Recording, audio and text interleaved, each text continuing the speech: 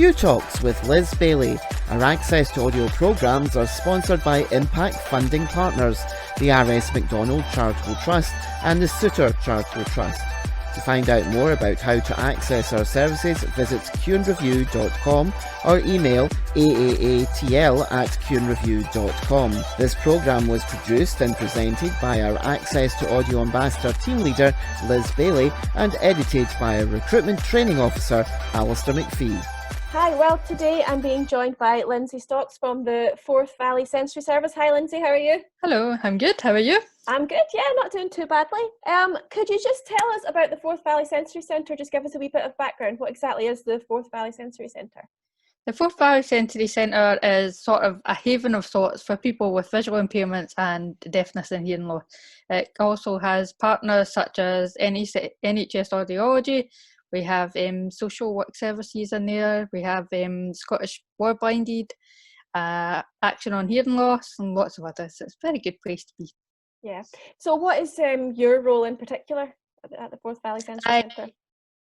I am the group coordinator, which means that I organise all the groups and activities for our centre users that come in. So I have a range of different things. We have a choir, we have an art group, we have 2 visually impaired groups that go out and do social activities and have speakers in.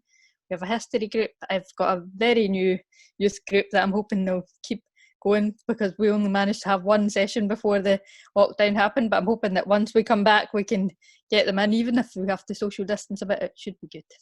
So are these groups just available to everyone then, anyone who's a service user? Yes, absolutely. We welcome people from all across Forth Valley. We also provide transport for people as well, so if they can't get in themselves, we'll go and pick them up. For our Stirling group in particular, we go and collect everybody in a minibus, and then we either go to Belfield Centre or we'll go and do a little thing like we've been to the Smith Art Gallery, we've been out for lunch. We'll just take them wherever they want to go. Okay. So I believe you have a befriending service as well. Is that right? Yes, we do. So when lockdown happened, one of the things we knew we would have to do is reach out to people, because our age group for most of our centre users is that sort of 80 bracket. They don't really get online, they don't really want to get online.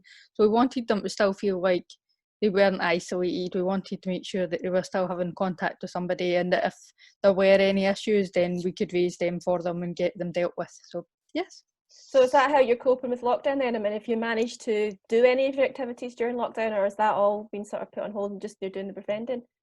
Everything is on hold at the moment. I've just started taking things online. I've created 3 groups. I've got a knit and natter group on Facebook. I've got a talk and sign group, which is for the deaf community, on Facebook, and I have our Voices Off, which is conversational BSL. They've just started on Facebook, and I've been putting up videos this week as well. So we have our fitness videos, we have cookery videos. I'm going to have some history ones up eventually as well, and we've got art ones, and then we've got a podcast. So yes, we've been very busy even though we're closed. Yeah, I have actually seen some of the fitness videos, and I did have a go because some of them were only 5 minutes long. I thought, I can do 5 minutes, but no, they were really quite hard going. I was in pain at the end of it. If you keep doing them, they do get good if you keep doing them. I used to do that when we was running them at the centre, and they are tough going, but they're good. You feel better once you've done it. Yeah, you need to keep it up, otherwise it just doesn't work. Yes. So, how does the Forth Valley Sensory Centre actually promote Q and Review? How do you promote us? We have a banner in the centre, and we have leaflets up around our boards as well around the centre. So yes, lots of information out and about. There. So what sort of plans do you guys have for after lockdown? Do you have any idea when you'll be able to get back in, or when you can start again? We don't know yet. It's very much one of those things we need to wait and see what the advice is, because our particular concern is that obviously we have people with visual impairments, so we need to make sure that people know how they can socially distance, what they should be doing when they come into the centre, what areas they can go into in the centre. So we need to know what all of that is. So really we need to wait for advice from the board, and hopefully the government will give us some advice on what sort of things we can do with groups as well. It'd be lovely if we could have even a small group, particularly our art group. It's only 3 people, so it would be lovely if we could bring them in, but it needs to be safe for us to do so. So you've no plans then? You don't know exactly when that's going to happen? I don't know exactly when. I have that one sitting there waiting, so if if they say in, like, for example, August, we can start to have group back, it'll probably be Yeah. our art group. And I've got people coming in to do training for iPads that have been given out by RNIB as well. Not iPads, Fire tablets. So there's that training as well. So we need to, there's things in planning, but hopefully once we can open, we can just sort of get the fire burning. You'll be ready to go. Yes. So how can people get in touch with you if they're interested in any of these groups you talk about? If anyone wanted to volunteer, how would they be able to get in touch with you? So my email is lindsay.stocks, LINSEYSTOCKS @forthvalleysensorycentre.org. No, .co.uk. Oh, better get that right. 2 seconds, I'll check. Do you know, we are .com, and I always put .co.uk, and I always have to remind myself. So Haven't I like totally forgotten what it is? .org. It is .org. forthvalleysensorycentre.org.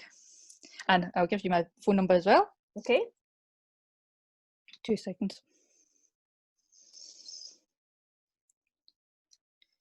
My mobile number is 07768 078 772. And that's for my work mobile. So they can So that's contact me people- on normal working hours, Monday to Friday, 9 till 5. And obviously the podcast and things that you do, if anyone's interested in that, is that all on your Facebook page, all the information about It's on our Facebook page and on our Twitter page, yes. That's Hopefully fantastic. get them up on the website at some point as well, but Yeah. I've not done that yet today. Oh, well. We've got a new website on the way, so hopefully once the new one's all done and everything's tidy and we can find everything, it'll be all good to go. But that's happening in the next couple of weeks, so that'll be a nice new refresh web page that we can put everything up and people will know where they are. That'll be fantastic. Well, hopefully this lockdown will all be over soon and you'll be able to get your activities going again. So that'd be Fingers fantastic. crossed. Yeah. Well, thank you very much for joining me today. That's great information Very about welcome. Forth Valley Sensory Centre. Thank you very much. Fantastic. Yes, look forward to seeing more.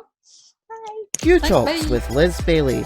Our access to audio programmes are sponsored by Impact Funding Partners, the RS McDonald Charitable Trust and the Suter Charitable Trust.